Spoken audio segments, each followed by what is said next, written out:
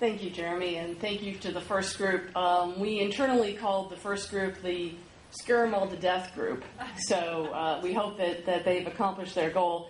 And I want to say that everything you're going to hear this morning is really, really important. But our section is the really, really, really, really important section.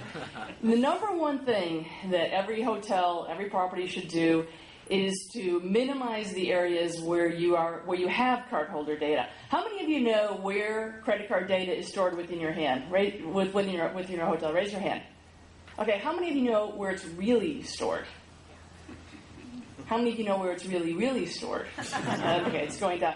What my company does when we first go in and talk to potential customers is we have them review everywhere in their property where they have data.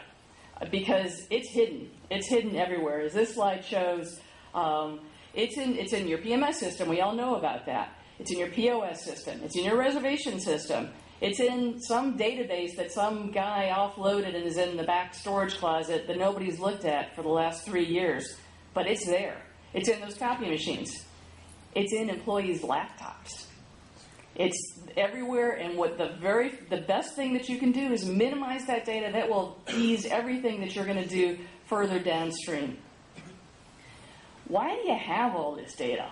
Mostly it's because it's old practices. Back in the Stone Age of credit card processing in the 1990s, when we all started doing electronic credit card processing, nobody worried about security. There were no hacks, probably. And we used credit card numbers everywhere. Everybody took a credit card number over the phone for a reservation. You probably did an imprint when the guest checked in.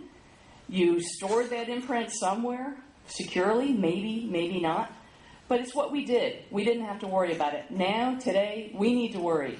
The hackers are out there. They're targeting hospitality. They're targeting restaurants and hotels like there's no tomorrow. So we need to minimize this credit card data, need to minimize where you've got it stored. It's convenient, perhaps, to store a lot of data. But the question that you need to ask yourselves is, does the risk offset the convenience of doing that? Do you really need it? I mentioned up here on this slide chargeback documentation. Many properties say, I need to store the full credit card number because my bank says I need to have that to dispute a chargeback. That is not true. Your bank should not require that you have the full credit card number for any chargeback dispute. If your bank says that you need to have that, you need to shop banks, because that is not true. All you need is the last four, either a signed voucher or if you're storing signatures electronically, you just need some proof that guest was there and stayed in your hotel. You do not need the full credit card number. So anyway, know where you have your data, minimize that data, and it will make the rest of your job to become PCI compliant a heck of a lot easier. I'm going to turn it over to Bob now.